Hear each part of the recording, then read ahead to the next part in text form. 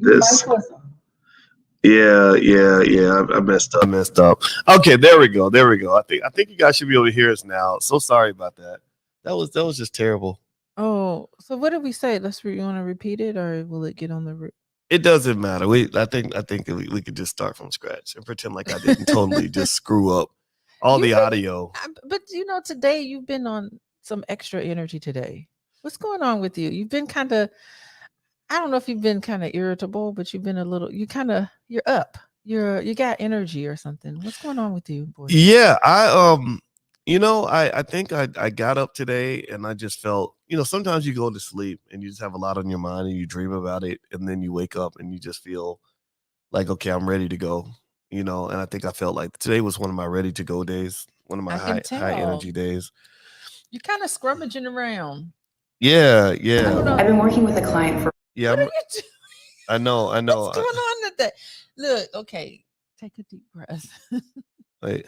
Silence, Earthling. So you got it. Well, I just woke up. I was ready to go. Oh yeah. Oh no, you ready to go like that? Yeah, I'm having fun with my little sound effects. No, but I was just saying that, like, you're up and energetic and all of that, and I'm like super tired this morning. Yeah, well, I think it's back to school is no joke.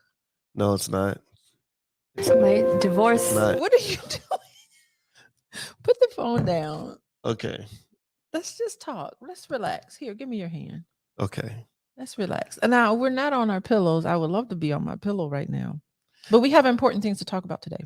Yeah. So there was this video that I saw that I sent to you, where there was this brother who was really upset with his wife because I guess he was paying child support and she refused to let him buy shoes for his child, who he had with another woman. And it was really, I watched the video and it was kind of traumatizing to watch. It was traumatizing. Yeah, okay. It was really tough. Did you watch it? I looked at, you know what? That was a hard video to get through. Yeah. Like when I turned it on, I was like, oh, I just couldn't. Honestly, I could not. I've tried to watch because, we've been sharing videos like that back and forth all week long. And I tried to watch it maybe a couple of times. I can't get through the whole thing. There's really a lot going on in that video. Yeah. I'm really going to be honest with you. It was tough to sit and look at that. Yeah. So, you know what? Actually, we should do a proper greeting with everybody that's here. Welcome to Pillow Talk with Dr. Boyce and Dr. Alicia Watkins. My name is Dr. Boyce Watkins. This is my wife, Dr. Alicia Watkins, and we like to talk about issues that relate to love and money in particular. My wife is a full professor of social work and a licensed therapist and a certified clinical trauma professional, and I am I'm just the dude who gets the honor of watching her do amazing things. So I'm doing too much, honestly. I need to sit down. Well, yeah, you do. I do feel like that. Yeah, sit down. I feel like I'm doing too much. Just sit down. I feel like I need to pipe it down sometimes. Like, no. Why do I need more credentials? Well, no, I think credentials are good. You got a lot of non-credentialed people on the internet giving advice on money and relationships, messing up people's lives, just causing people to end up in divorce court and all that stuff. So I think it's good for people to hear from the professionals. Mm-hmm. Our voice is not very strong. Well, I mean, I think our voice is pretty strong, but it's kind of like we just got a bunch of people that sound good, right? And it's sounding good is not the same as actually getting good information and good advice. And I really think in general, if I'm looking to get something done in my life or get some advice that I'm gonna apply to my life, I want to hear from somebody who's got some real credibility, other than the fact that they just sound smart or sound like they know what they're talking about. Like I think that's a dangerous approach. Well, I mean, I just like to learn new things, and it's topics and areas of interest that I'd like to develop and pursue and become a content expert in that area. And so it's fascinating to me. Yeah. Very fascinating, especially today. You know who's in here? A lion is crowned. Is in here. Jade. Good morning, Jade. Our buddy. Yeah. And let us know what city you're coming from, by the way. Let us know what city you're coming from.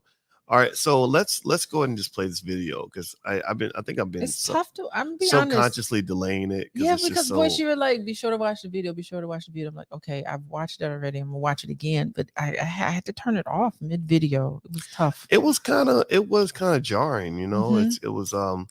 It was just sort of it was painful. Let's just watch it. Let's watch it. And then also actually today we've got a big surprise. We're actually gonna take phone calls today. So I'm gonna give you guys the number. I'm gonna give you the number that you can call if you want to call in and share your point of view. And so let's just go ahead and get started. Here we go. This is the shit I got to go through. It's like I got to choose between my child and my marriage. And the shit getting old. It's getting very old and frustrating. Between your child and your marriage, what is you doing? I mean, like, what's going on? I'm recording, man. No, I ain't recording because you ain't dropping that shit. I don't give a damn about no Facebook, no YouTube, or nothing. No. And I don't care nothing about that. Because my thing is right here, you pay $500 a month. You can drop it. I'm going to put your business out there. You pay $500 fucking dollars a month in child support, and ain't nobody but doing no extra. No shoes, no clothes, no toys, no nothing. Fuck all that. What you talking about, man? My son needs some shoes. I don't give a damn. No, she can get the shoes out of child support money. She get the shoes out of child support money. That's what you pay child support for. The court ordered child support. You ain't got to do shit else. And she ain't gifting nothing else. She should have never took the fucking child support out if she needed more money. You shouldn't feel like that, though, man. Why shouldn't I feel like that? That's my fucking child. I don't fuck that child. Fuck you too. I don't give a damn about that. Shoes. Come on, to get some extra shoes and you pay $500 fucking dollars a month in child support. You ain't buying no shoes. You ain't buying no fucking shoes. You buy shoes. You buy them shoes. You buy them shoes. That's it. That's it. I'm telling you. You pay child support. What you pay the child support is for? I'm saying, still, though. If you need some shoes, let me get the shoes. No, you ain't getting no shoes out of here. You ain't. It don't matter. It does not matter. No, you don't get buy no shoes. She get the shoes out of child support money. $500 a month. That's what y'all agreed on. I know, but shit, Okay. I agreed on it, but hell, if I feel like giving some shoes, I can get some fucking shoes. Okay, that's fine. That's fine. Fuck this shit. Fuck this shit. You want to get some shoes? You can get some shoes, but it won't be in here. It won't be in here. Believe that, baby. It won't be in here. You in a situation, you want me to give you some shoes?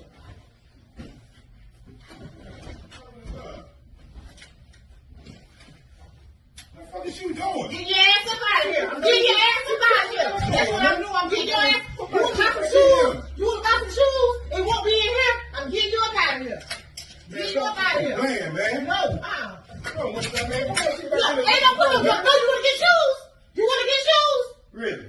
Man, this is bullshit. Oh no, we getting your ass up out of here. Yeah, we getting you up out of here. Fuck that. You won't get no shoes in here? You can get some shoes, but it won't be in here. It won't. It watch.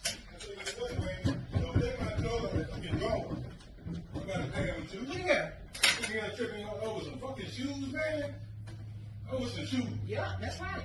That's bullshit. Ain't no bullshit. Fuck you, Bullshit. the child, and the mama. Fuck all y'all. And guess what? You want to get shoes? You got that big. Matter of fact, why her husband can't buy him no shoes? It ain't his fucking responsibility. It is his responsibility. He married. If he married her, he take on the child too. Why he can't buy her no shoes? That's what I don't understand. He probably calling him daddy anyway. Ooh, Lord Jesus, that was just. Oh, she brought up some stuff, didn't she? That was She brought up some stuff. that was just like So Boyce, ugly. how do you feel about the fact that he recorded all of that and put that on the internet? Because I know you said that before about Neo's wife. Like, why would she put all of that I out? felt- How do you feel that he's done that? it's gonna cause an explosion in your household. You know, it's gonna cause a lot of problems. I don't think I would have done that. It was almost, you know what it was? It was like, to me, it was a cry for help.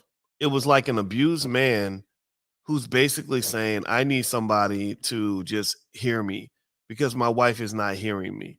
You know, like I'm going to the internet, these YouTube streets, whatever, for somebody that's gonna know what's going on in my house. And while I certainly don't know if I would have handled it the same way, I kind of get it. I mean, if he was a woman that was being abused and Hold on, she wait. went online to get help. Okay, hold on. You're using very strong language. I like think it's abuse. I think that I don't know. I'd be curious to know what everybody else thinks, but I feel like that was abusive. Like, fuck your child. Yeah, it's I mean, not really? a nice thing to say, but the thing is, instead of, I mean, abuse is such a strong word. I kind of feel like it would be better if we just say it. She was just very disrespectful and rude, you know. Okay. And so instead of using, because abuse, I think that for the most part, yeah, it is abusive, right? But for the most part, I think we should reserve words like abuse to like physical abuse and like something like really harsh like that. No, but remember, when a lot of women don't. I've seen women be very abusive without touching a man, without ever hitting anybody, because women's strength is not the physical. The strength, Well, for that's some women, men. For some women can really throw something at you. Some women can, right? But I've seen women destroy a man with their tongue, right. like in a way where a man would rather be punched in the face. I've just seen it, you know, and I think you know, I guess I get. I mean, it's his choice, though, right? There's a responsibility aspect. You chose to marry this lady, you know, so that's your situation. You chose to be in that, but at the same time, I just didn't like. I thought her energy was way off, and the thing that triggered me about it was that I've seen it before, you know, and this is the type of abuse that doesn't get discussed very often. Okay, so I'm gonna use softer language here. It's just. I'm sorry, baby. Go ahead. When I talk, you just gonna put sounds over me. No, I'm gonna use softer language. I mean, I think it's definitely disrespectful and it's awful to use that type of words. But I'm curious about myself as to here is a married couple, and to me, what brings up issues is that, are they getting together and just talking about household finances? Are they talking about, here's our budget for the household? You know, because I'm wondering if I don't know their income level, and I'm wondering if maybe the purchase of these shoes did something for her, because perhaps there's things in the house that's lacking. You know, maybe she's been working overtime so that she can make up for what's happening in the house, and then here he is buying shoes when he already is paying $500 a month for child support, and child support should include, you know, basic necessities such as shoes. And she also brought up the fact that this lady is married to someone. She's like, why can't her husband help with their finances? So I think it tells me that there's not a lot of budgeting going on in this household. And I think it's so important for couples to be on the same page, to say, you know, we have responsibilities inside the house and outside the house. Let's put our heads together. Let's look at our income. Let's look at our expended, you know, the things that we need to spend money on every month, your child support included. And do you have excretionary? I think it's called discretionary. Excretionary? What is it? Discretionary. I'm not the financial person, but I thought sometimes you have discretionary income where you can buy things such as clothes and food and eating out, when I talk about food, and shoes for people inside the household and not. So to me, it just brings up a budget issue between the two of them. Okay. I'm gonna give you I'm gonna give you a point for that, because I think that what you just said makes a lot of sense, right? So in fact, I'm gonna clap for what you said, because I feel like, you know, what you did, and this is why you're the therapist and I'm not, you know. I'm the financial expert, so I'm going to talk about the financial side of this, and I love talking about Planned Parenthood from a financial standpoint. When you're talking about the complications of what happens when you're trying to take care of multiple households at once. This is not something we talk about enough in our community. We act like baby mama stuff is just something that's just going to happen naturally. But I talk to a lot of guys about the fact that you have to realize the complications that are going to exist in your life when you are trying to manage two households. You know, now if you balling like that and you are surrounded by people that are really understanding and supportive of what's going on and selfless and everything else, then I guess it could work out as a perfect little utopia. But 9 times out of 10, it doesn't work that way. You know, a lot of times as a man, first of all, you've got multiple women competing for the same resources, and that's going to cause an issue. And I find emotional, financial resources. Two, if your money is not, you know, if you're not killing it financially, you're going to have people that are going to say, well, I deserve more, or why does she get more than me?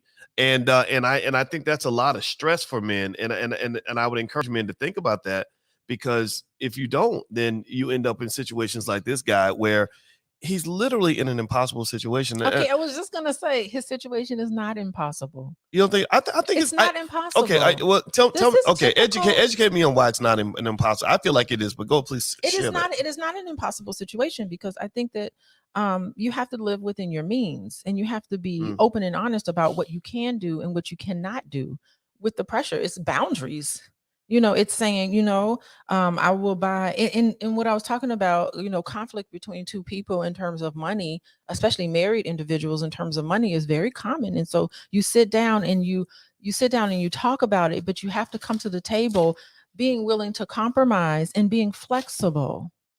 You know, both of them weren't budging on their position. She was like, don't get the shoes. And he was like, I'm getting the shoes. I don't care what you say. So she was dismissing him. He was dismissing her. That never works in a relationship. So what the two of them needed to do was just calm the fuck down, number one, because was saying, wait, hold up. Did you wait a minute? Hey, okay, hold on. Wait, did you just say calm the fuck down? Yes, both of them needed to do that. They just needed to calm down. You can't down, look, if anybody gonna be cussing up in this bitch, it gotta be me. That's a clinical I'm phrase. the cusser in this relationship. You're not the cusser. No, but in all seriousness though, so I'm gonna have to censor you next time.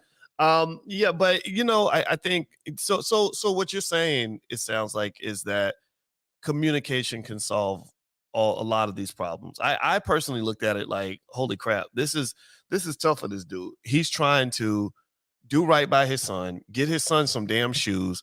I mean, you know, like shout out to all the parents that get shoes for their children. And that's basic to me. That's a basic thing. And he's dealing with a wife who says, fuck you and your child. Well, she was fuck her, angry. Right. And I get saying that in anger. Right. And that you can't buy shoes for your child and still stay married to me. That just really hurt my soul, because I could feel his pain. I could feel that stress of being pulled in two directions like that. And it just didn't gel well with me. But you're saying that if they sat down and communicated and worked through it, poor planning, it could be fixed. What do you think? Well, let me tell you what I think also. Guess what? What? It's not about the shoes. Okay, wait. So hold on. Wait. Okay, hold on. Wait. So this is an insight. So you're saying it's not about the shoes. Okay, so it's not about the shoes. All right. So tell me what it's about. It's not about the shoes. It's about her feeling, are you going to be there for me when I need you to be there for me? You know, it's about him saying, are you going to support me in things that are important to me? Okay. Being a good father seems like it's so important to him. And she's saying, okay, I understand that, but I want to know that you're able to be there for me. And where am I in the whole thing? Where's my part in this thing? And do you love me? Do I feel loved by you? I have people skills. I am good at dealing with people. Can't you understand it? What the hell is wrong with you people? You know what?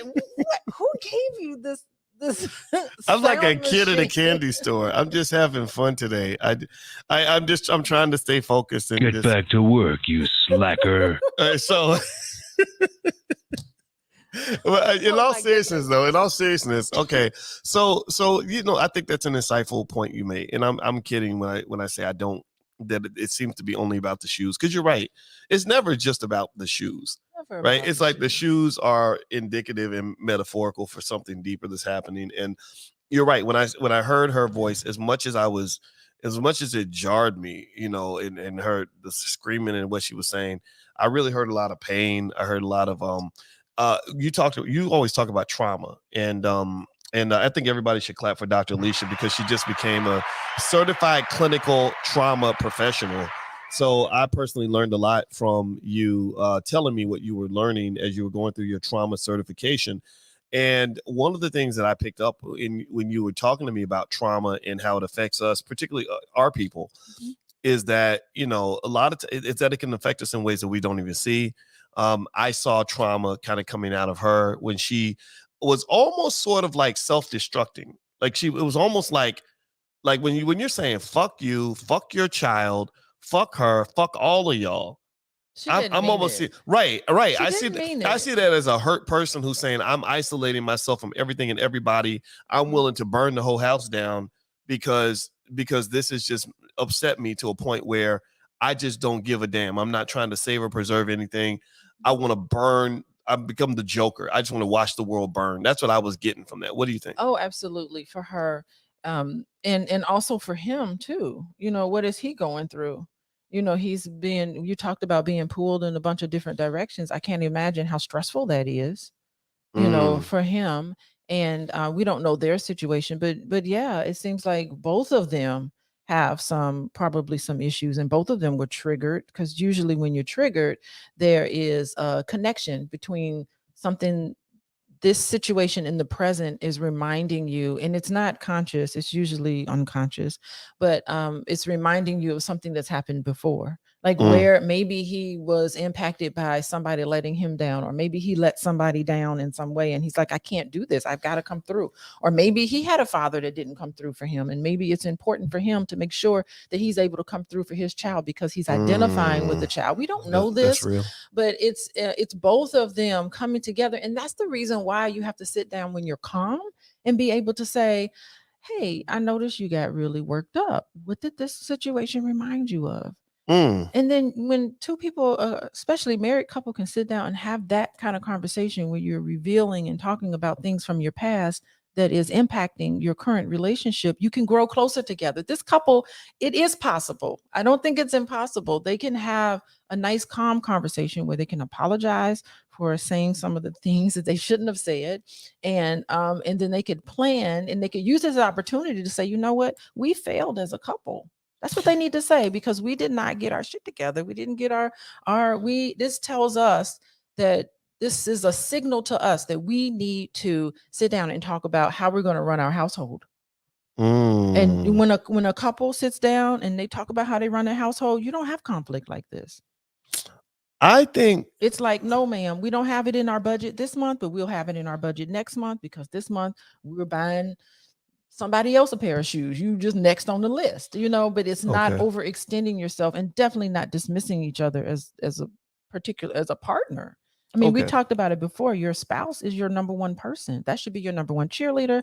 That should be your number one person that's helping you achieve your goals. So she should be helping him achieve his goals as a father, but in a way that's respectful, in a way that's not dismissive to her.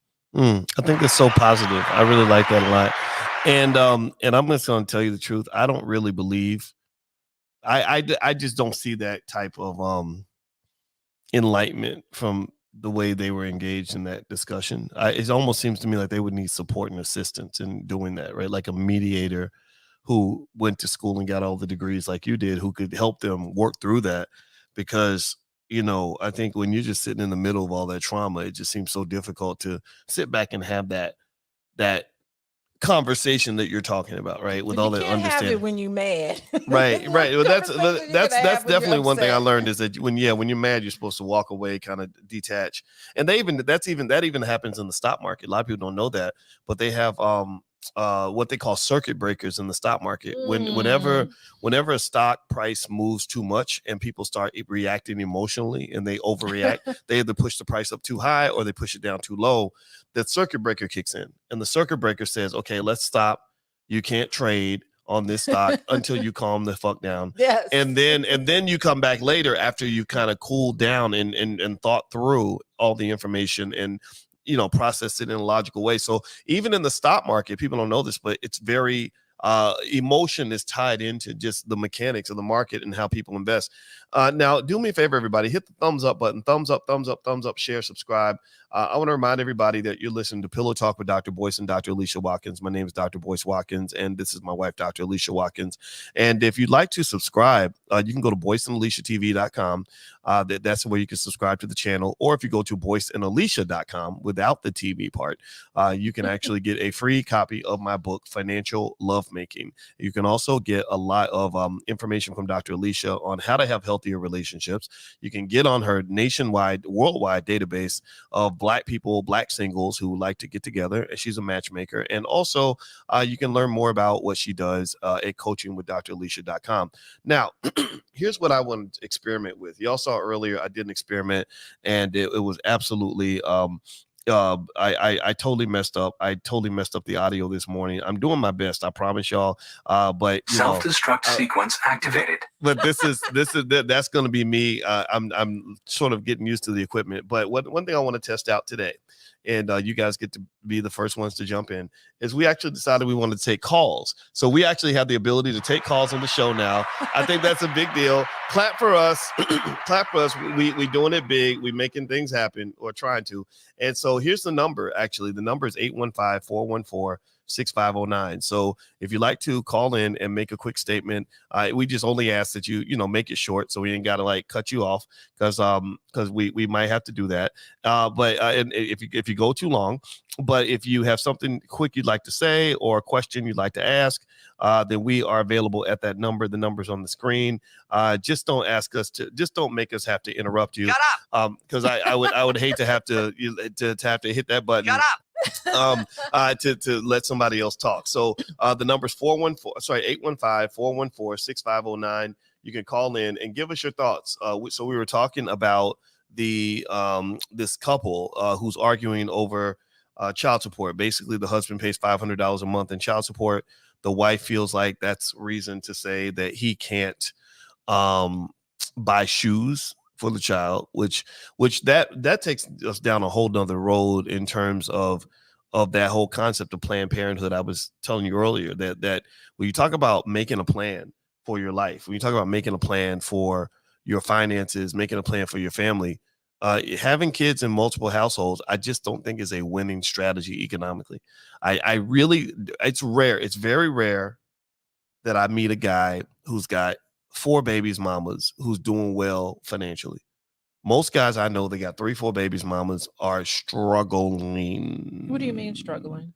Financially? Financially, yeah. And then listen. That child wants your time and attention.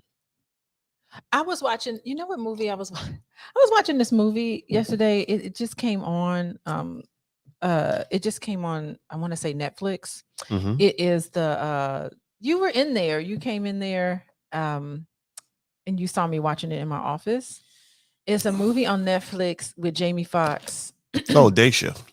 Day Shift, right? I was watching Day Shift, and he has a daughter, and he drives this jalopy car, and it's weird. It's about vampires and stuff like that. Yeah, okay. It was just something I had on while I was preparing for my semester, but it was just so interesting. The connection that he had with his daughter was so beautiful. Somebody's calling in already. Yeah. Brittany Coleman. Oh, okay. So Brittany's our first caller. So what do we do? Just say hello. I think here you go. Casey.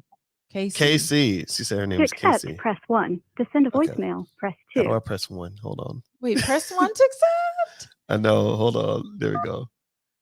Okay, so can we mute her so I can hey Casey. Finish what I was gonna say.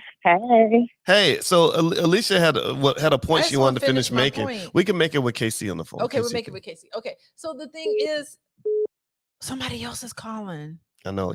We got so many. You calls. gotta focus. Okay. Focus. I can hear it in my audio. So the thing is that what was beautiful was their relationship with each other was so positive and helpful, and they had a great time together in his raggedy car. Okay. He didn't have the best car. He had some financial problems in that movie. You should watch it. It's really interesting.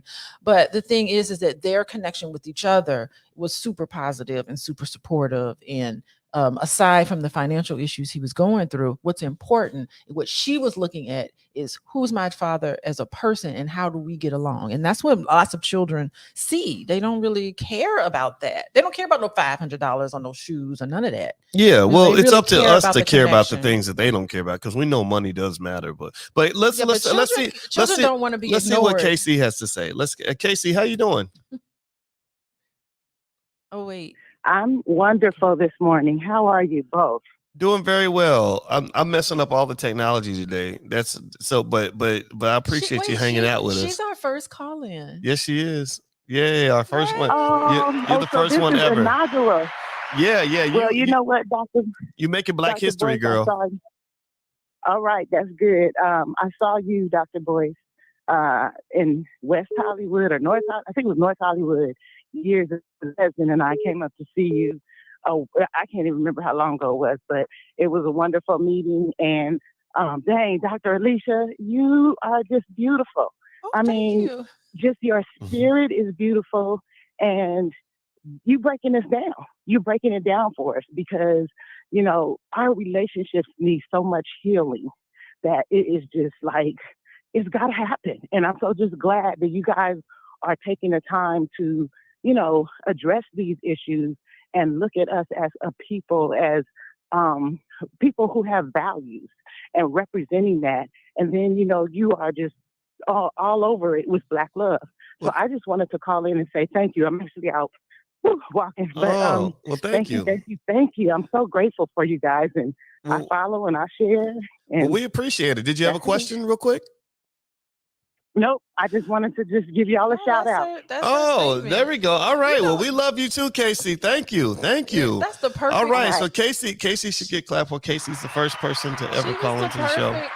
She was the perfect first caller. We couldn't have asked for anything better. Yeah, I think Casey was awesome. She was so awesome. And it is funny because people don't even know, like, I'm literally like doing all this on my cell phone. So if you call in and you get voicemail, just try again. Because what I do is I have to hit the do not disturb button while people are talking. That's I'm learning little secrets about taking calls as we go along. I love the fact that you're fearless at trying new things. I really do like that. You know, I don't know if people know what it's like hanging out with you boys, but you are not boring. You are the most interesting person I know. And it is never a dull moment. I don't know if anyone understands. It is never a dull moment. You never know what you're gonna get. You love me, don't you?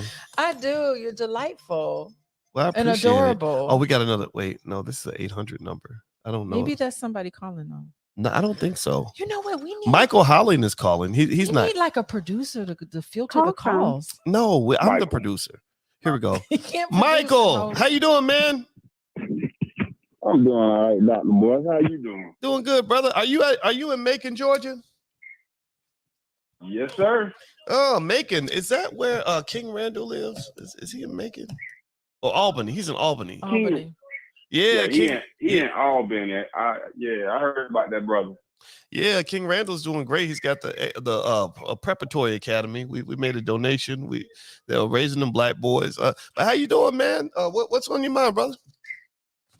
I'm doing good, my brother. I'm doing good. And one quick thing about King Randall, I was supposed to go down there about a month and a half ago or whatever. I think you was down there at the time. You did a podcast about that or something. But I was supposed to be down there. I couldn't make it. Yeah, that's a real cool brother. I met that brother. He just don't get on the internet and just talk. He's really about that stuff. Ah, okay. Yeah. I love King Randall. He's a great young leader. Did you have a quick question or a comment? I have a comment, man. Okay, go ahead. She crazy. She shouldn't be packing his bag. He should be packing his. You know. Okay. If he can't buy his child some shoes, that's a bigger issue right there. I mean, regardless of what he paid child support, whatever. If he want to spend extra on his shoes and she got a problem with that, she's the problem. For whatever reason, maybe Dr. Alicia can, you know, she clearly got some issues.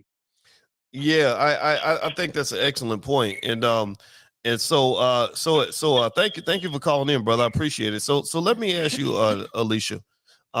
You know, I'm gonna tell you that lady scared me. She really that kind of energy it's like evil energy to me. It's just kind of it's the kind of stuff that I think I know a lot of guys who are afraid of women. Like we understand you've been through stuff, you've been traumatized, you're feeling a little bit upset. And I watched that video, and even though I know we can't necessarily always assess blame or over, you know, who has the majority of the responsibility, but I think when you talk about how to handle situations like that, I feel like I don't feel like there's much wrong with the way he kind of handled it. It seemed like he was trying to reason with her and say, well, why can't I? You know, where she's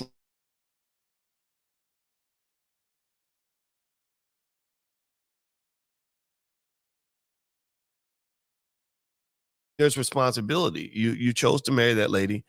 And I really think that if you're going into a marriage with a complicated situation, like you got a couple of kids or whatever it is you got going on, that has to be discussed in advance where everybody kind of understands. Because situations like this happen, the children suffer more than anybody.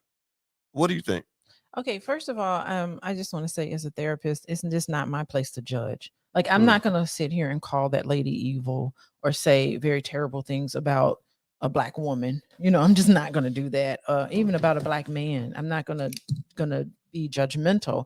I think it's just it's my position to try to understand where people are coming from. And so it could have been him going off on her about, I don't know, whatever men go off on women for. It doesn't matter what it is. And see, he knew, he was recording, and he knew, you know, we don't know what happened before the recording. So he's recording, trying to say, I'm right and she's wrong. And so I'm going to record this in this situation. So it was like he was trying to use this as a way to kind of triangulate. When you have a conflict with another person, you bring in a third entity to diffuse the situation. So it was his way, definitely a cry for help of what's going on. But relationships are dynamic. Yeah. And never can you blame one person for the problems going on in a relationship. It's two of those people together. So we don't know the intricate details of their relationship. She was not behaving appropriately. He was way more calm than she was, but it didn't seem like he was able to budge. Not once did he say, you know what, let's sit down and talk about this. Let's sit down and hash it out. He was just like, I don't care. I'm going to do it. I don't care what you say. I'm going to do it. That's not a good response. You know, it's not a good response for her to be cursing like that and saying stuff like that. So both of them were in the wrong. You know, I could definitely see that. Right. And, and by the way, I want to mention, I see some of you have called in Travis Harden and Freedom Pearson and Domi Overstreet. So what I think I'm gonna try, I just so y'all know, we really are experimenting. So if I mess something up, then I hope y'all can just be patient. Just know God ain't through with me yet. But I'm okay, Steve Harvey. I'm doing my best. I can't do a good. I'm not a Steve. Boyce. But listen, hold on, wait. You are perfect. Well, I appreciate There's no reason for you to even. There is no mistake. Oh, well, I appreciate it. We get the calls that we're supposed to get. Okay, well, let me finish my point. Okay, go ahead. So I'm thinking I can call them back. So I'm gonna call Travis back, and then I see Freedom Pearson. Have your phone. Will it be from your phone number or will it I don't know. These are my people. I mean, it's all right. You just give your phone number out to not to everybody, okay. But But anyway, so here's the deal. Here's the deal, right? I think I get that, right? But I really think also there's a point where you have to stand up for your children. Like if you live in a household, I think flipping the gender helps people see it more clearly. If you lived in a household where there was a man abusing your child in whatever way the abuse is taking place, you don't there's a point of no negotiation. There's a point of like where you're not gonna say like, would you please stop hitting my child? Would you please stop touching my child in an inappropriate way? Wait, what are you talking about? Abuse? I'm talking about abuse because I feel like she's abusing his child by basically taking. No, listen. We're not gonna do that, I'm gonna stand on that. And the reason the reason I stand on that is okay. Well, let me. Well, no, abuse is abuse. Are you saying there's no such thing as abuse? I'm not saying there's no such thing as abuse. Right. I'm saying that she was disrespectful. He he was disrespectful. The whole Right, situation and the child, and was she was less hurting his child. Okay, she's That's not really hurting. No, his she child. is. To me, here's the thing. We can see abuse clearly if a father is abusing a woman's kids, and understand why the woman would say, "You can't abuse my child anymore. You can't harm my child." But we cannot see it clearly when a mother abuses a father's child. And in my view, when you are denying that child resources, or denying that child full access to their father in whatever capacity he wants to be a dad, I see that as being just as abusive as a father moving into a household and beating up on your kid. You know, like I really just think that neglect, it's not like an even fight to me. It's like I would personally, because remember, $500 ain't enough for nothing. I mean, $500, you can't really take care of no child. Give me a yes or no. How many of y'all think that you could take care of a child with $500 a month? It ain't enough. So for her to simply say your child is restricted to having $500 a month from you, and that is it, that's a problem. That's real messed up. Okay, I think it's problematic if we start putting a pair of shoes in the same category as physical or sexual abuse. Why not? I don't think that has the same sort of gravity here, because I think. Okay, go ahead and talk over me. Okay, I'm sorry. There you go. Look at me being abusive, right? I need to stop. You're not being abusive. I think that it's just bringing up some stuff for you, probably, but I don't know. Well, it is bringing up. It is triggering me. I'll admit it's triggering me. What's your memory connected to this? The memory I have, it's a recent memory. It's a recent memory of the fact that men are always the ones who are accused of being the bad guy. In publicly. You been accused of being a bad guy? It's not about me per se. It's what I see happening to my brothers everywhere. Like, people don't understand, for example, why so many men follow Kevin Samuels. I wasn't a fan of everything Kevin said or how he said it. I will say that.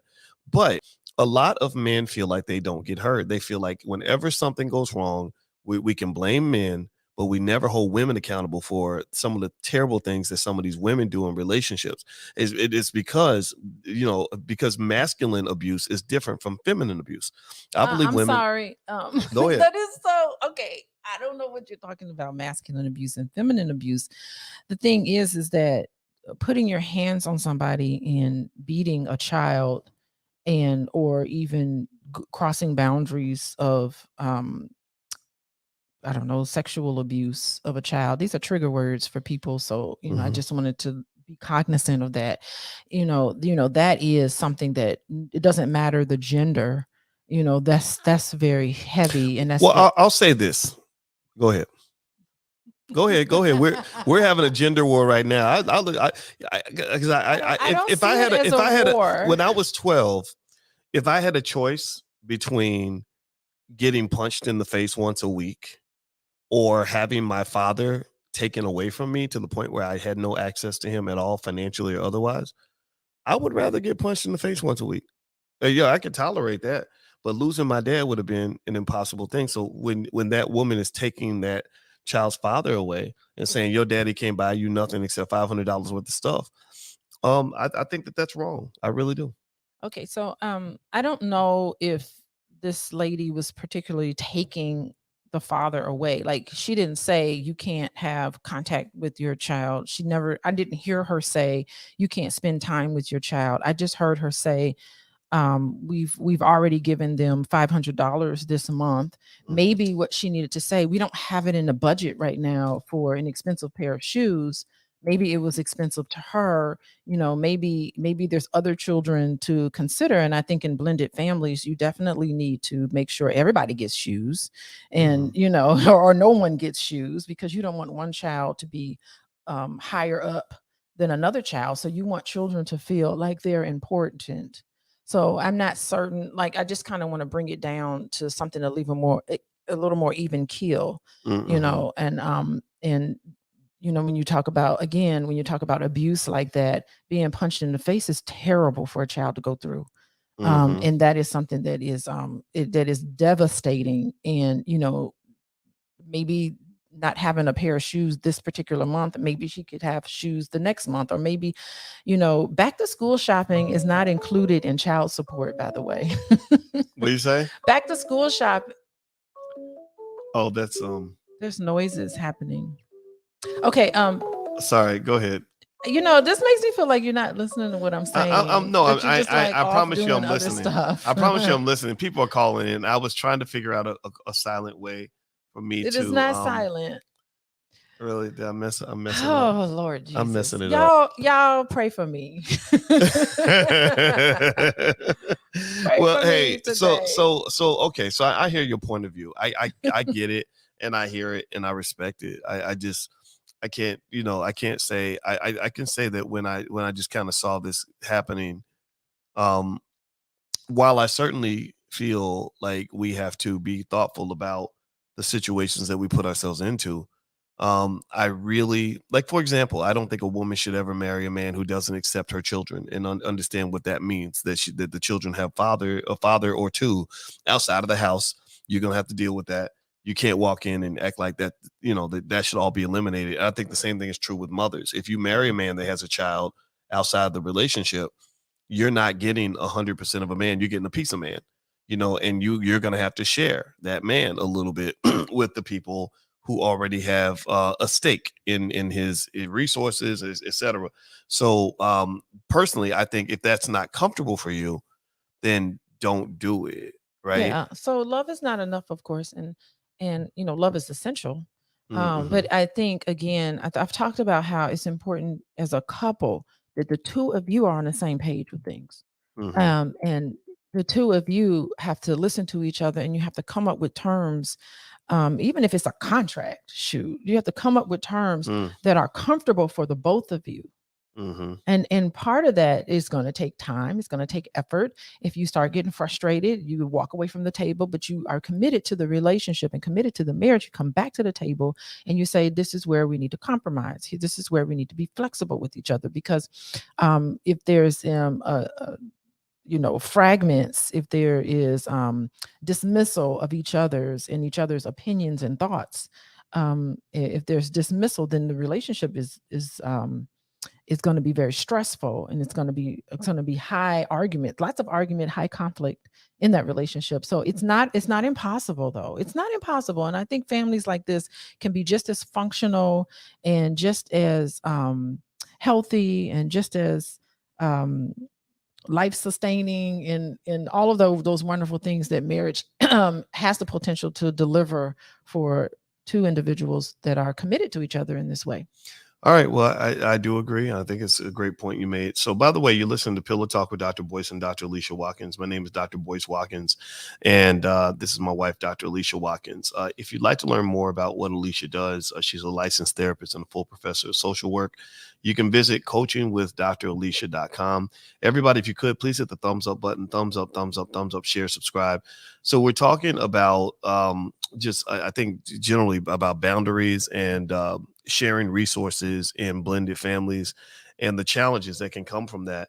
And I'm going to play this video again. You're going to play it again? Oh, gosh. Yeah, I want to play it again for those who just came in. Some of y'all came in late. And then also, I'm telling you guys, I'm really doing my best to catch up and figure out a good way to deal with the calls. Yeah, well, what's happened is a lot of folks have called and left messages. So I'm almost thinking that I can call them back through the computer, and I'm going to test that out. So just so y'all know, I'm really literally experimenting right now. This is great. If it doesn't work out, then please. So I want to just apologize to Tucker.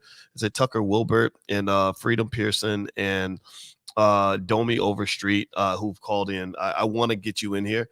I'm just trying to figure out a good way to do it. So let me play this video again so everybody can see it in case you didn't see it the first time. This is the shit I got to go through. It's like I got to choose between my child and my marriage. And the shit getting old. It's getting very old and frustrating. Between your child and your marriage, what is you doing? I mean, like, what's going on? I'm recording, man. No, I ain't recording because you ain't dropping that shit. I don't give a damn about no Facebook, no YouTube, or nothing. No. And I don't care nothing about that. Because my thing is right here, you pay $500 a month. You can drop it. I'm going to put your business out there. You pay $500 fucking dollars a month in child support, and ain't nobody but doing no extra. No shoes, no clothes, no toys, no nothing. Fuck all that. What you talking about, man? My son needs some shoes. I don't give a damn. No, she can get the shoes out of child support money.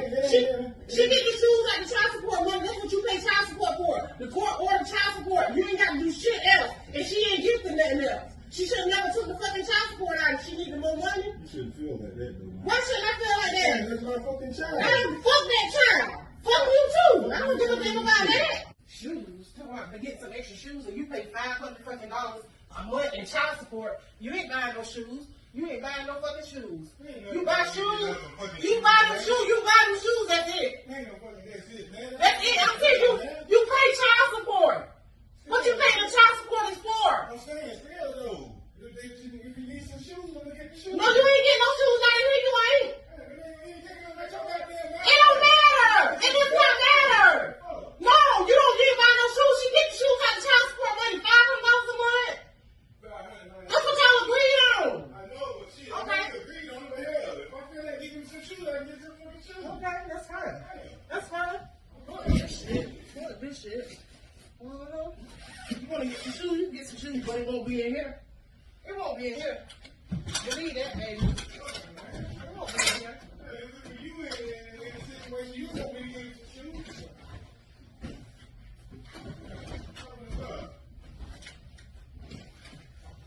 What the fuck is you doing? Get your ass up out of here. I'm getting your ass up out of here. That's what I'm doing. I'm getting your ass. You want to buy some shoes? You want to buy some shoes? It won't be in here. I'm getting you up out of here. Get you up out of here. Man. No. Oh, what's that, man? Look, ain't no put up. No, you want to get shoes? You want to get shoes? Really? Man, this is bullshit. Oh, no. We getting your ass up out of here. Yeah, we getting you up out of here. Fuck that. You won't get no shoes in here? You can get some shoes, but it won't be in here. It won't. It's watch.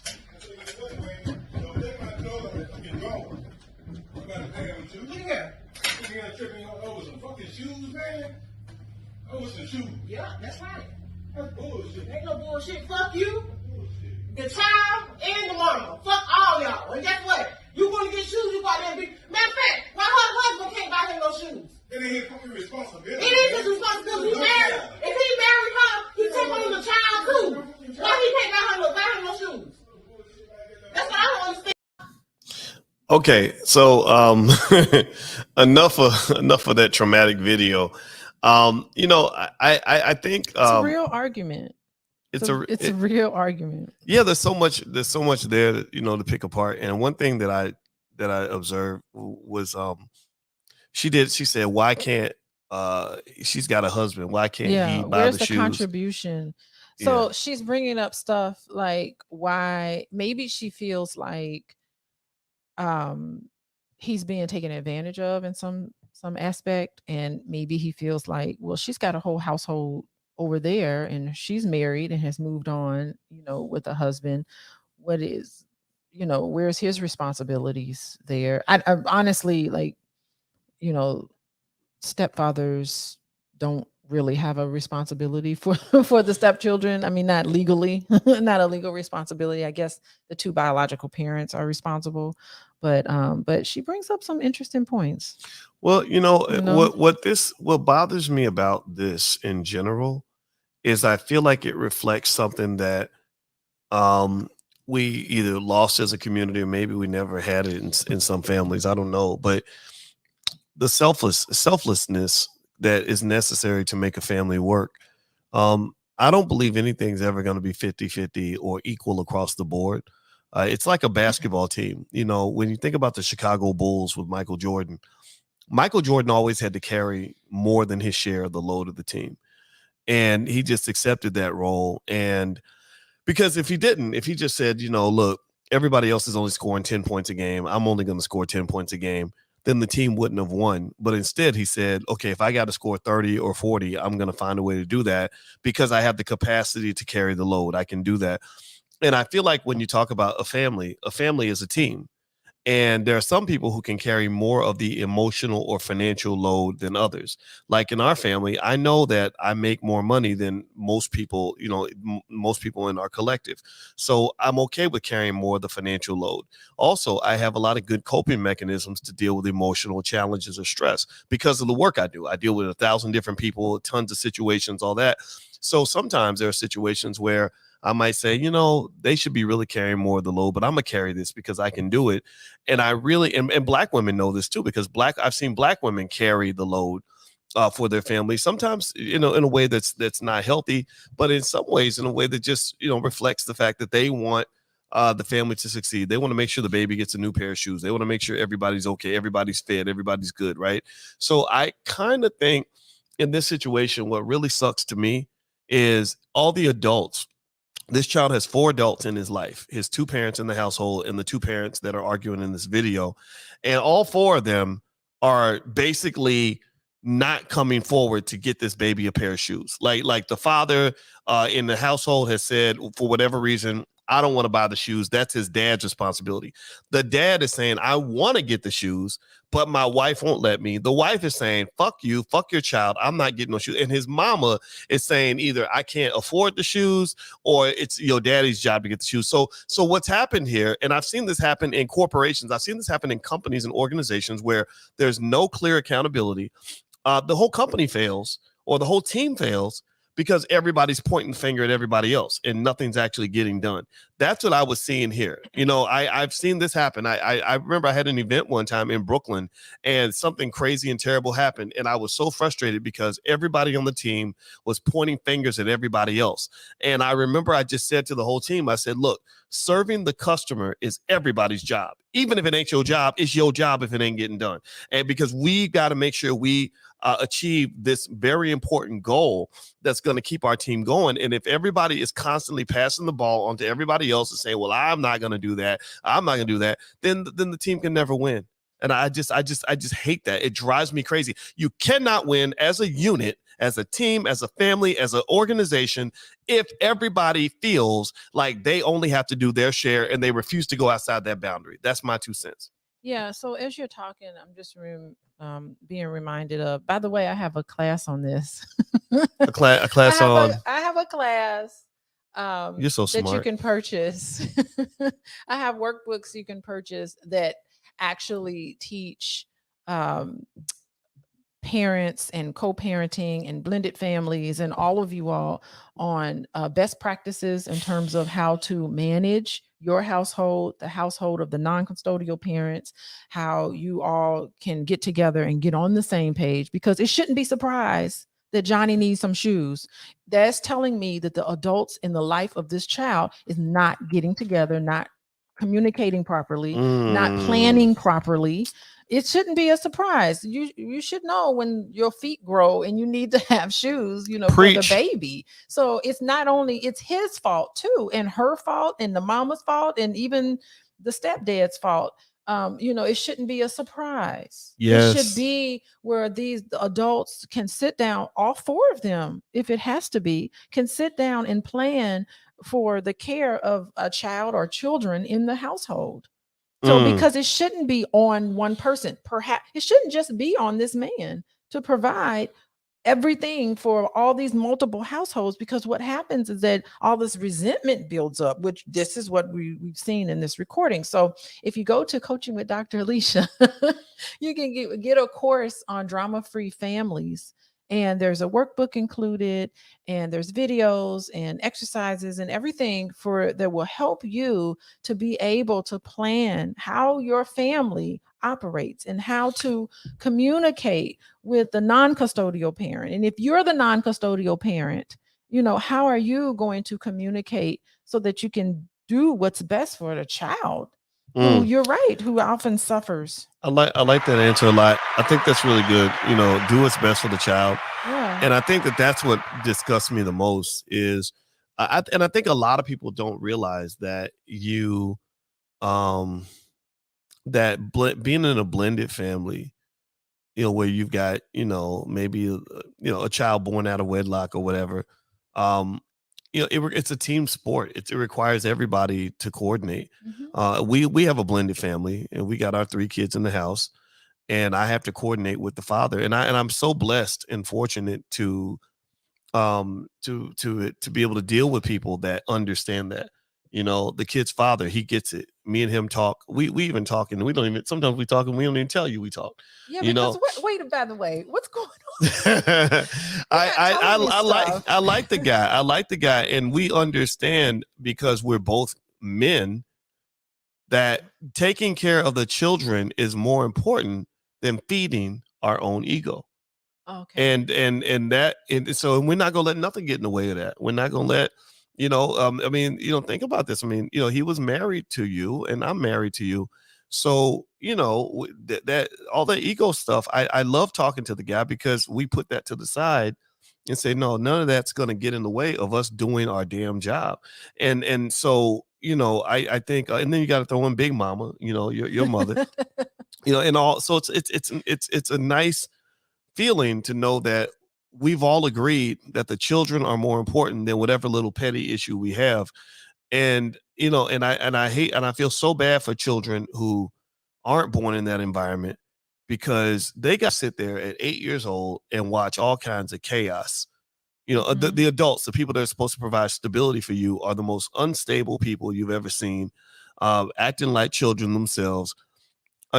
These kids, some of the kids don't have a chance, and by the way, I want to try to bring in these calls again. And okay. So maybe we can call Freedom Pearson. So Freedom, I don't know if Freedom Pearson's listening, but I'm about to call your house. So let's see what happens here. Answer the phone, Freedom. Freedom, are you there, girl? We're calling you. What a name. Oh, that's a great name. Hello. Hey, is this Freedom? This is Freedom. How you doing, Freedom? How are you, Dr. Boyce Watkins? Doing well. I'm trying to figure out how to use this phone system, so I hope you can forgive me for messing it up. No, don't at all. Don't you apologize at all. I just didn't want to miss my opportunity to talk to you and your blessed wife and give my opinion on the situation that affects our Black women hard, because it's deeper than the shoes, and I don't think nobody's tapped into the real reason. So what's the real reason? What's really going on here, Freedom? So what I heard in her voice, being both on either side, the wife and the baby mama at one particular time, is there was a battle between these women, and she felt like she was the prize and she won. Right? Now, baby mama says, you'll see. Right? We're at this position. I think Dr. Alicia touched on it quite a bit. We don't know the financial situation in their home. She may be the bigger breadwinner. He may be the lesser. I don't know. But what I heard in her voice was that she gonna see. It has nothing to do with him. It has nothing to do with the child. It's a battle between two women who may have been going ahead at one time to one particular man. She thinks she won, and now she's married and realized that she didn't win. She would have been better off letting her have her baby daddy and doing what they're going to do, but she decided to move forward in the marriage anyway. She's not feeling like the prize. She's not being seen. She doesn't feel validated, because if she had all of those check marks checked, she would show up for her man 100% front face, and she would buy the shoes. Now the situation is he's talking to the baby mama, maybe even daughter. When you can call me directly, woman to woman, we can talk. And I tell you, just like Alicia said, well, we're not going to be able to do it this month because based on our budget, it doesn't fit. But we will make sure baby gets shoes. It may not be the shoes. I mean, I believe Alicia counted out. A lot of stuff happened on that argument before he turned the camera on. And now you're going to put the camera on and put me on front face. So now we're going to keep it dirty. And unfortunately, that's how women play. But we've been forced to play that way as Black women. Post-traumatic slave syndrome is real. Unseen, unvalued, being used, being mistreated, even by our Black men, that's real. And then when you think you have it and someone shows different face and you don't have that, it hurts. It cuts. Listen to her voice. It shakes. That's emotional. That has nothing to do with the surface. That's deeper. Trauma. Like Alicia said, maybe she didn't feel showed up before with other men, or maybe she felt like I fought all this and I still got the shorter end of the stick. Period. Yeah, wow. Well, thank you, Freedom. That was excellent. Let's clap for Freedom. I'm going to respond to that. So go ahead, babe. Well, you can respond first. Go ahead. Yeah, I mean, that is a good point. And I think that we don't know if maybe this lady constantly is calling him for something. It's like he needs shoes. Okay, he need a coat.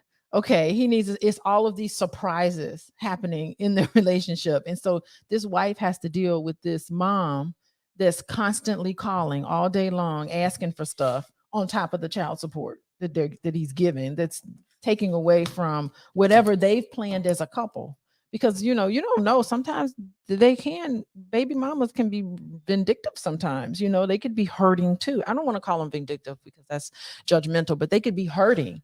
and they could be, you know, alone, and they can feel like, here I am taking care of this child all by myself in some cases, and he's moved on and got married to somebody else, you know. And so I'm gonna get my attention by using the child. And I've seen that, because you just feel like you don't get enough attention. So it could be something that's all day long she's got to deal with this lady and all these surprises that come up. Text messages, you plan to go to the movies and you planned a night out, and then all of a sudden here's a text message of some crisis situation that here he's got to stop what he's doing with you, and he's got to go and leave the house and go deal with something going on that's forever something chaotic happening in that household. Yeah. Well, It's you know, frustrating. I can hear that, right? I think that that's a good perspective to lay out there. I'm gonna throw you know, a little bit of a curveball on this, in the sense that because I'm looking at your comments, and when Freedom did her analysis just now, which I thought was profound, I loved hearing what she had to say. There were people in the chat saying, "Go Freedom, go." That's an excellent analysis, right on point. Then I saw some people who did not necessarily see it that way. I saw people in the chat who were saying, here we go, you know, blaming the man again. Here we go, women not taking accountability, etc. Now that's obviously a more extreme. We're explaining things. Right. And we're not excusing their behavior, because I think both of them behaved in a way that was less than ideal, right? Right. But it's just like, I think that it's so important for, number one, to explain why people are doing these things, and number two, it's important to welcome multiple perspectives. Right. And as long as we have that same level of empathy when men do things that women don't like, then I'm okay with that, right? Because I see scenarios where women will talk about a man's behavior as if that's just all there is. There's no understanding or explanation for why he might feel that way, or why he might have acted out like that. And so I would say that, just, you know, in general, I would almost just say that you probably should not enter into a blended family situation if you are not capable of humility. I mean, I'm talking about extreme humility, you know, submission, male and female submission. If you decide, in my view, this is my 2 cents. And again, it's probably reflective of my personal bias, but you know, it's just like joining a football team. If you join a football team, you can't walk up in there like, I'm the shit, I'm the star, I'm the man, I need to get the ball every time. The coach will kick you off the team, because you have to have humility. You must submit to the team. You must submit that even if you don't touch the damn ball, you want the team to win. That makes you a good teammate. So my point here is to say that when I hear anybody, male or female, when I hear people say, well, we got to talk woman to woman because it's about what I went through, or men saying, it's man to man, that's disrespectful, dog. He can't be doing that, dog. Hey, you over here taking care of somebody else's kids, dog. That's disrespectful. That to me does not speak of humility. That does not sound like humility to me. That sounds like arrogance. That sounds like ego. And I've heard that. I heard that when I hear men say, when I heard men attacking single mothers and saying, you know, only a sucker would go and marry a single mother and take care of somebody else's man's kids. And I remember thinking, I guess that's not for you, because your ego is driving all of your decision making. And when I chose to get involved, and this was the first time when I married you, you had children. I've supported other kids throughout my life because I just want to see children happy. And I understand, you're not always going to get the ego boost to say, that's my seed, that's my baby. But what you do is you get the satisfaction of knowing that child's life is better because you were in it. And so to me, that humility piece, I think that's critical. I really do. I think that when you enter into a blended family, when you are a man that gets with a woman that's got children, you're going to have to deal with the baby daddy. You might have to deal with the ex-husband or whatever.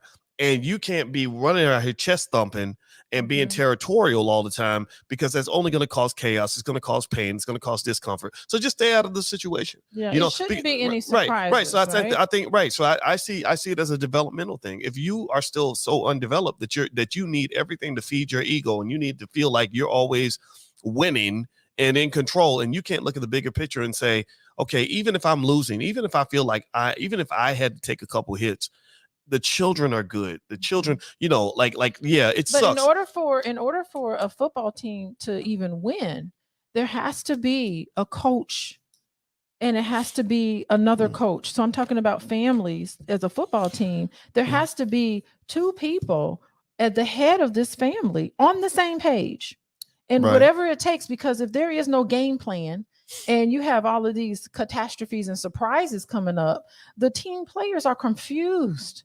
The players are like, what do I do, boss? But that's the thing. Well, let me. Can I just finish what I'm going to say? Okay, but you're missing my point. You're missing the analogy. You got the analogy a little bit off.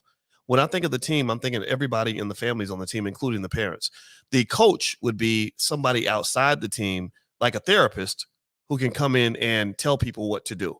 Right? Like I think every play, like when I look at our family, I see all of us as a team. The kids are not the only players on the team. You and I are players on the team too. And if we can't get along, we're just leaders of the team. We're like team captains. And if the team captains can't get along, then the team is going to lose. So please go ahead. Okay, so as I was saying, when you operate a team in terms of your household, the two people ahead of that, which is the person in the household, yes, you may have a consultant on the side and say, hey, I need some help on managing my team. I need some different plays because this play isn't working. So you do get outside in the scenario that's running in my head is that, the team that doesn't have a clear plan and clear boundaries and clear understanding of what to do, the players are chaotic and they're running around the field and everybody's clashing into each other and bumping into each other because it demonstrates that the coach of the team is lacking. So I'm saying that to agree with you. If I may agree with you. No, you can. I tend to, I think in that analogy with the coach or in the team, I find that families and relationships and organizations run better when you've got that kind of leadership that can guide you to make good decisions. That's why, for example, Big Mama is so important in a lot of families, and Big Daddy, because that elder. They're the MVP. Yeah, they're the MVP. They retired their number. Yeah, they're right. They've achieved this emeritus status that allows them the credibility to negotiate, even the most tense conflicts. Whereas if you don't have that, like you remember the movie Soul Food, yeah, when Big Mama died, the whole family fell apart because then everybody was kind of becoming tribal and doing whatever they wanted to do. But it's to be anticipated. So when you have a death in the family or any sort of change, there are, there's actual people who are just assigned to change management. That's an actual field because people are not having issues with adjustment to change. That they actually have a profession out there where all they do specifically is deal with change management in a company. So change, there's always some sort of chaos. Like if a player retires or if it leaves a gap there. And so you have to try to figure out how do we compensate for this gap. But in that compensation period, it's going to be a little chaotic because change just brings up anxiety and it brings up a lot of questions and it brings up a lot of issues. And so it destabilizes families in a lot of ways. So, it's all people can do to keep their shit together. They got to keep their own shit together. They got to keep their family together. I mean, it is something that it's pretty simple, but it's definitely not easy to do. Everybody who's listening, you're watching Pillow Talk with Dr. Boyce and Dr. Alicia Watkins. My name is Dr. Boyce Watkins. And a lot of you may not even know this, but our podcast is actually on Spotify and Apple also. But don't look up Pillow Talk. Just look up the Dr. Boyce Breakdown. We have it all under one umbrella so that we can just pack all the subscriptions in one place. I'm in your breakdown. Yep, you are in the breakdown. So that we load all the Pillow Talks. And so anything from myself or Dr. Alicia, if you go to Spotify and search for the Dr. Boyce Breakdown, you can find it there. Also, if everybody could hit the thumbs up button, thumbs up, share, subscribe. If you'd like a free e-copy of my book, Financial Love Naked, you can go to boyceandalicia.com. You can also at boyceandalicia.com, you can join Dr. Alicia's database of singles. She has a database of Black singles that want to meet nice people. So if you're single and you're in that category, just go to boyceandalicia.com. You can join the database. It's totally free. And we're also going to bring the speed dating to the All Black National Convention this year.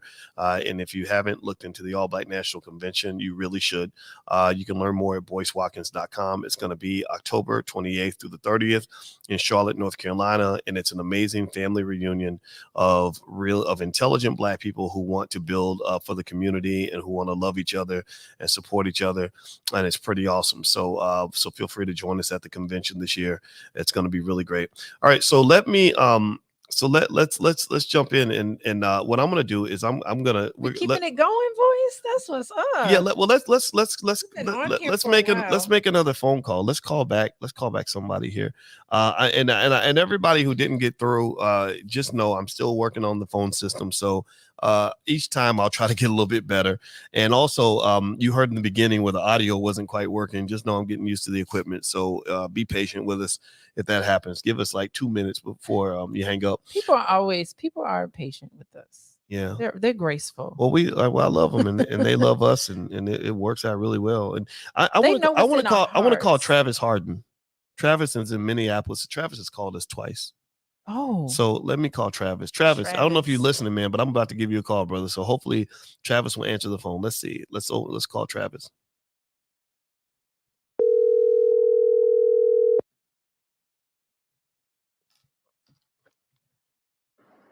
Hello. Hey, Travis. Hey, what's going on, Boyce? Not much, man. How you doing, brother? I'm great. How y'all doing? Great day, God. Great day, Goddess. Appreciate the call back and things, you know? Yeah, man. Yeah. What's on your mind, brother? What led you to call in? Yeah. It was great, man. Well, I call myself the hood psychologist, man. I've been following you for some time and just getting that energy from you, you know what I'm saying? The positive, trying to move us in the right direction. So this was a great conversation I done had with others where I try to point out this issue. So I really appreciated the video. But what I wanted to point out was it's pretty much a control issue with this situation.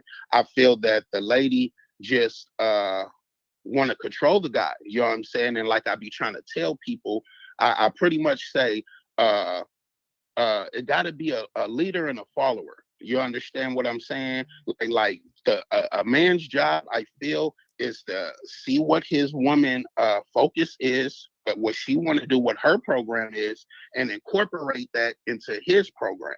You understand what I'm saying? So, and if you don't do that, just like I like to use y'all as an example, I'm looking like, for the most part, your wife follows you. You understand? And you also know what she wants to do, so you can incorporate that into the program.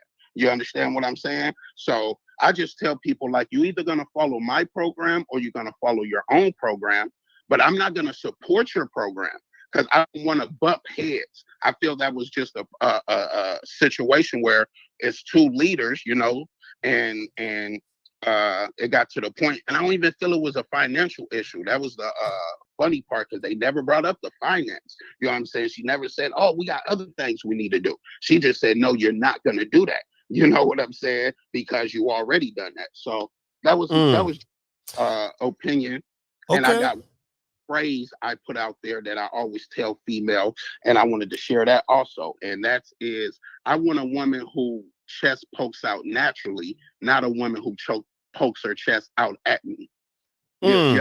Wow. Okay. So that was a great point. Thank you, Travis. I appreciate it, man. All right. So Dr. Alicia, would you like to respond to what Travis just said? Oh my God. So the hood psychologist. Okay. So the hood psychologist is spot on today. I really like that. So, I mean, he's right. The central issue is about control, and they, both of them, definitely needed to be in a space where they support each other. They support each other's dream, because clearly what this man is saying, he's like, my role as a father is important to me.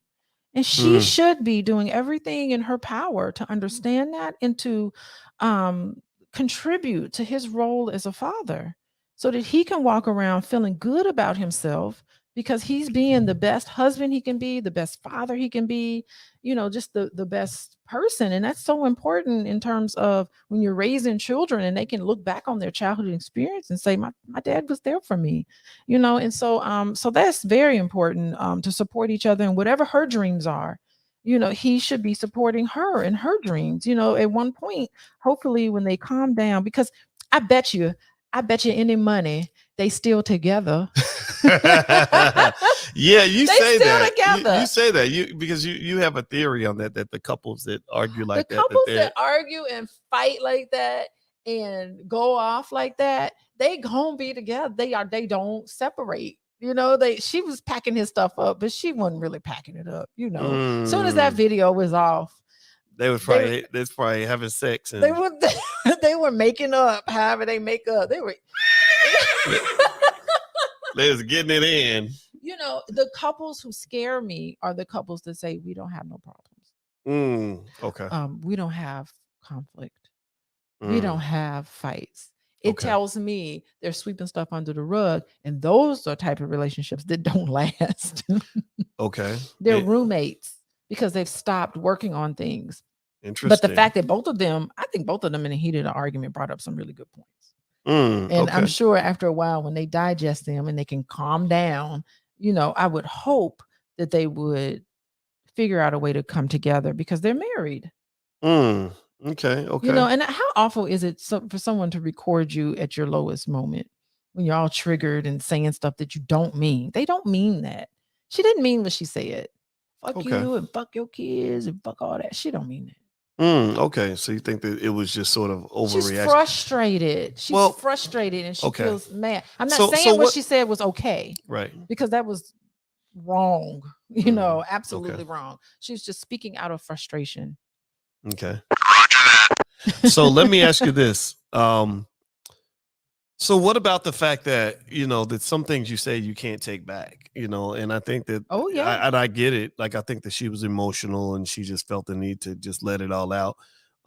I would argue that still there's a consequence for the fact that she said something. I mean, when you say, you know, fuck your kids and fuck you and all that, I don't know if I can easily just come back from that. Like you say, fuck your child. To me, I'm thinking of that. Okay, you're really telling me how you really feel. And you know, to me, it just, I think a lot of these problems can be avoided through good Planned Parenthood. And not, I'm not talking about the political side of it. I'm talking about just planning parenthood, because if you think about it, you know, and it's not impossible to do, because I thought about these things. I remember thinking, whenever I have kids and to have a family, I want to try to have plenty of money so that we don't have to necessarily argue over money. Now, sometimes you argue over money, but it's not about the money. It's about ego or control or power. But you know, I figured having enough money around would mean that if I got to make a child support payment or something, because I did pay child support for 18 years and I made all my payments. I'm very proud of that. I should be a shout out to all the men and the women that are paying their child support. I paid every single penny. The court made sure I did that, and I made sure I did that. You know, I didn't want that to become an issue, right? And then also, I think, generally speaking, from a strategic standpoint, it's hard enough really to run one household. And I think that when you're trying to manage multiple households, from a financial standpoint as a man, it's really, really tough. Also, I think women that enter into those situations, or men, either anybody who enters into a blended family situation, really needs to just make sure they know what they're getting into and be ready to accept that, to just sort of know, like when my father decided to marry my mother, there was no question that he was accepting me. There was no question. There wasn't like, I can just halfway accept her child and fully accept the woman. You know, no, it was 100% both. You know, my father explained to me, he said, I looked at both of you and I said, these two are mine. These two are my responsibility. And I don't see a lot of, unfortunately, I see some young men who don't understand that. They don't understand the concept of responsibility and what that really means to take charge of something.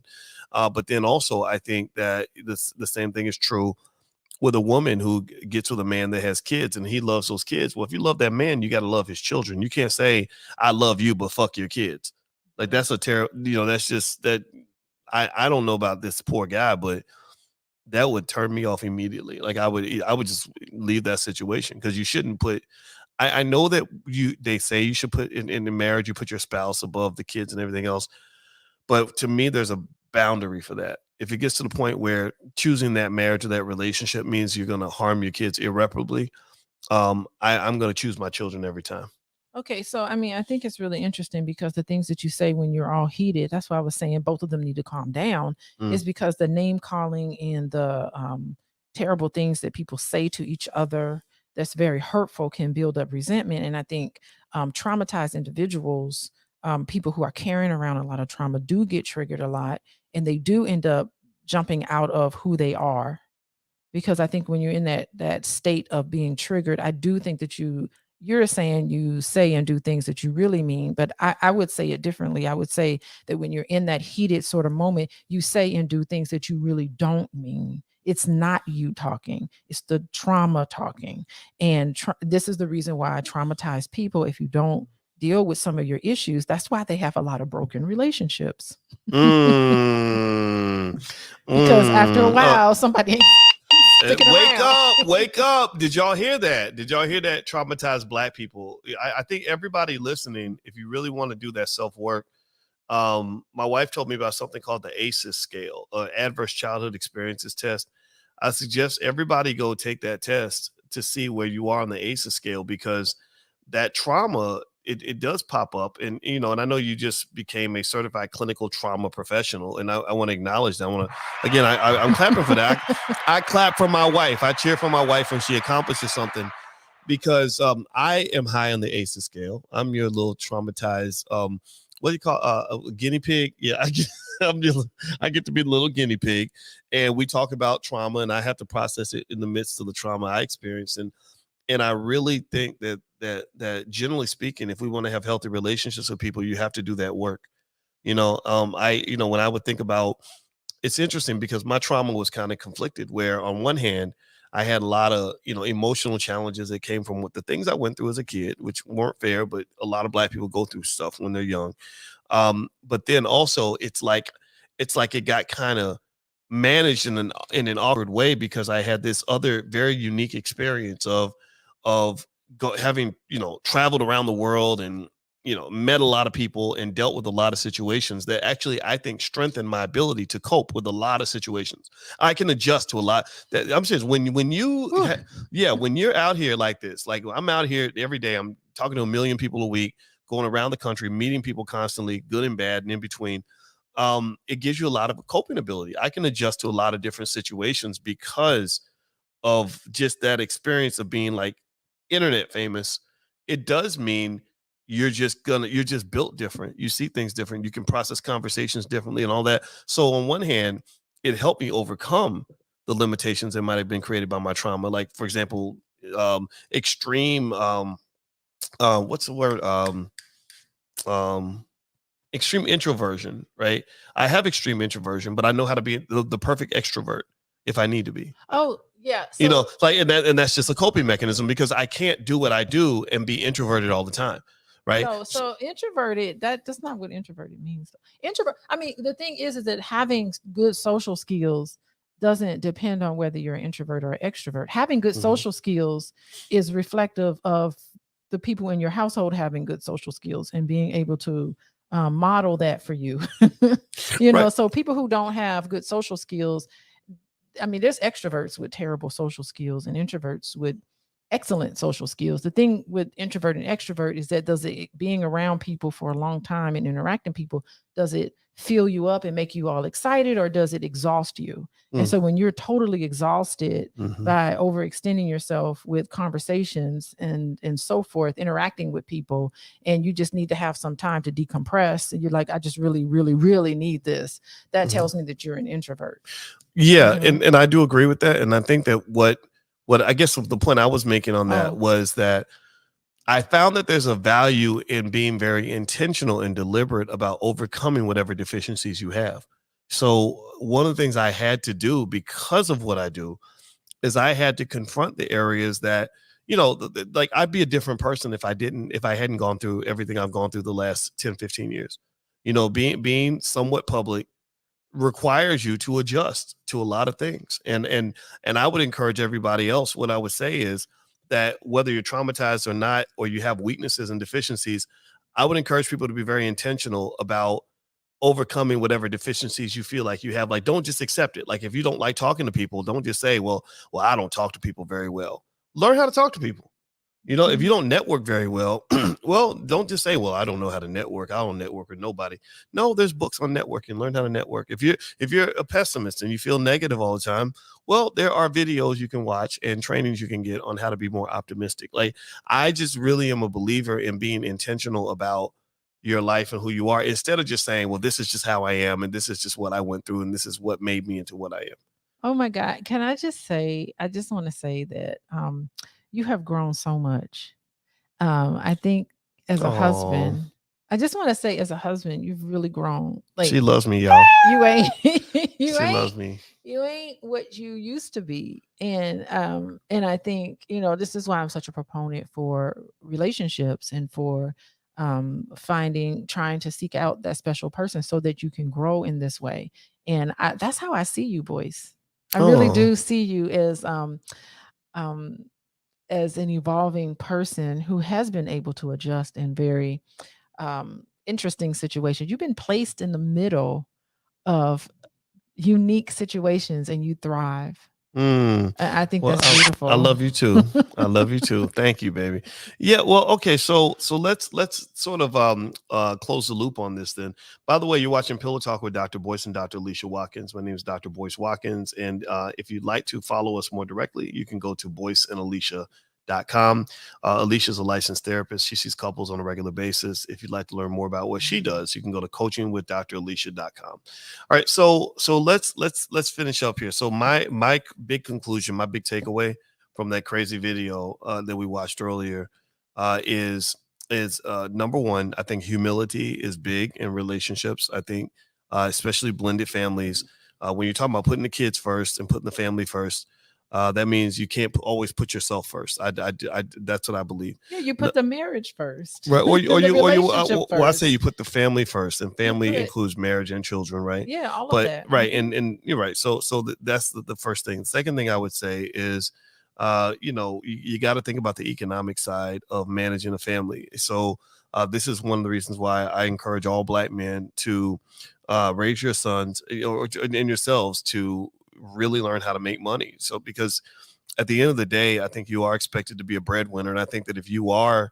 a person that's in a situation where you got blended families and, child support issues and stuff like that, the more you know how to make money, the better you feel. Because at the end of the day, this guy is probably stressed beyond belief. His wife is stressed, because she's in this, I don't know, whatever, this competition with this other woman about what's going to happen with the baby and everything else. And it almost makes me wonder, did y'all even think about these scenarios before you two chose to get married? Both of you, I did not see a couple, in my view, that even look like they should even be in the same relationship. And so that's where intentionality comes into play. Intentionality means that, you avoid, the best way to solve a problem is to avoid the problem. 9 times out of 10, and I just really think they could have found better partners for each other. She should have got with a man that didn't have the other kids outside of the marriage. It doesn't matter. They'll still be arguing about something. They probably would be. Always going to be. Well, they probably would be. They probably would be. But I mean, what I'm saying, it's her. She's the issue. Oh, right. There. Yeah. Okay. It's her. Good point. It's her and her inability to calm down and to pipe it down and to come up with better solutions and to listen to what he was saying. Yeah. And it's her. It's not marriage. Marriage is not a problem. Who you married to is not a problem. Trust me, she could be married to anybody else, but she will still be sitting there in the middle of that living room having an argument with her husband because she's the issue. I don't want to judge people here, but I want to say she's the issue in terms of her inability to respond in a way that's helpful for the situation, for the conflict that they're having. That's an excellent point. Yeah. There we go. So I think that's a good closing statement. And so I want to say thank you everybody for hanging out with us. Make sure you hit the thumbs up button, thumbs up, share, subscribe on your way out the door. Next time, I promise you I'll be better with the audio equipment. Boyce, you were perfect with the audio. Oh, the callers that came in, those were the callers we needed to hear today. The callers that didn't make it, try again next time because maybe your number will be called, but maybe it won't. But it will if it's supposed to be that way. You are so awesome. Well, thank you all very much for hanging out with us today on Pillow Talk with Dr. Boyce and Dr. Alicia Watkins. Hit the thumbs up button on your way out the door and follow Dr. Alicia at coachingwithdralicia.com or at coachingwithdralicia. Everybody have a great day. God bless you, and we'll see you soon. Take care now. Everyone. Peace. I really enjoyed that conversation. Are we live? I think they can still hear us, but either way, it doesn't matter. That was fun. Because I don't know how to use the equipment right. You're messing up. You're fucking up. You fuck you. Ooh, I'm just playing around. All that cussing. Oh my gosh. Well, thank you all for hanging out with us. Everybody have a great day, and we'll talk to you soon. Take care now. Bye-bye. Peace.